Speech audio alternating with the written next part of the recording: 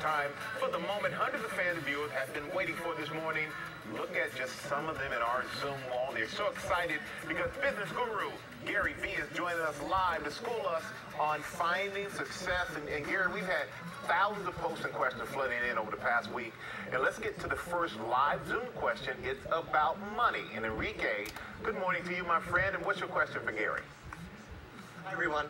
I'm a high school senior, and most of my friends do not know about financial literacy because it's not taught in school. What do you recommend as the first step for becoming for learning about financial literacy? Enrique, this is very simple. Two quick things. One, it's called Google. You can literally learn it there.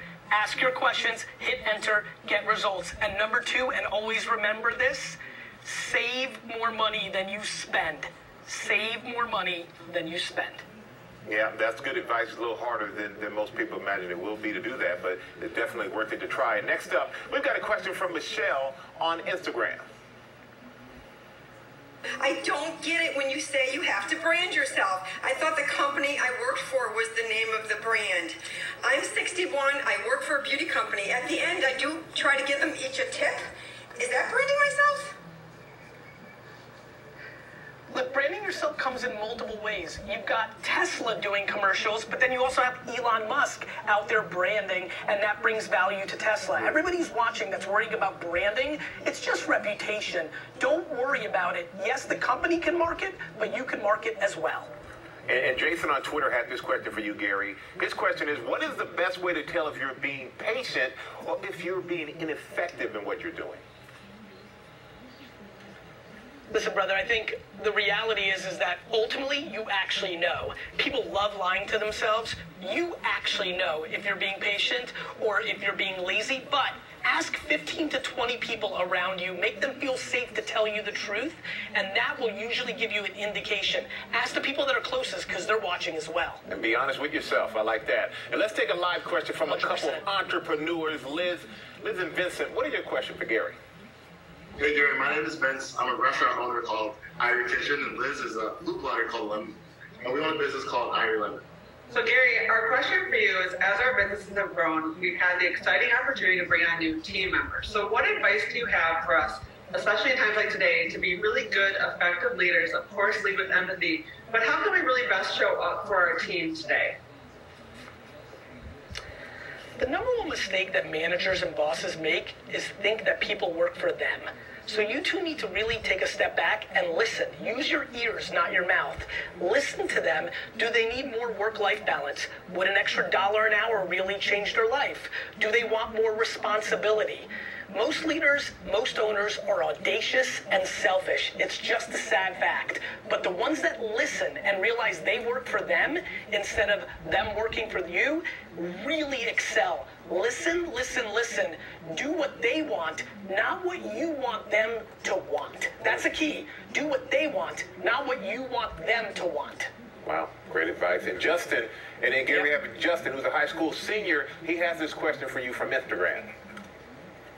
Can you give me some motivating words to help me stop fearing risks and to stop overthinking about my decisions? Thank you. You're welcome. I'm going to say something that a lot of people really need to hear. You're not that special. Actually understanding, and this is a weird one, but once you realize your insignificance, all of a sudden you realize, and this is about humility, Michael, all of a sudden you realize that you don't have to worry about everybody's opinion because you're living one life, and living it on other people's opinions is really, really, really a path to unhappiness. So live your life, do the right things, but also realize it's not that serious. It's the high school zit rule, Michael.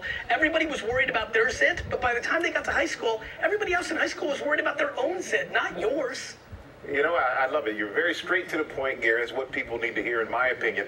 And we have Paul on Twitter. He has a question about maximizing your potential on social media. Paul asks, could you share some strategy that anybody can employ to create hype on social media? Michael, first of all, the idea of hype in social media is already the problem. If you're looking for something quick, short, viral, you're always going to lose. This is a game of consistent output. You're an all-time athlete. You're now an all-time TV personality. By the way, as a Jets fan, that kind of hurts to say, Michael, but I'm telling you right now, you put in a ton of work, right? All the things people didn't see on the field. Everything that people see now on TV, when you made that transition, you put in a lot of work. There wasn't some random thing you did that made you go viral or get drafted. It was day in and day out, day in and day out. And that's the answer for hype. And I know you love the Jets, Gary. I'm not going to hold that against you either. But one thing that you do, though, the one thing that you do is you preach. But listen, you love this. This is what you love. So you're actually doing what you feel like almost you're not working. I saw you say that in our piece earlier. This isn't work for you. For me, it's process, right? And you know this, again, based on your two careers. Like, if you don't like the actual process, if you don't like the process of it, you're going to lose. Everybody got into entrepreneurship and personal brand and social media in the last decade because everybody wanted to make money, get things. Everyone's flexing on the gram of their boats and their clothes.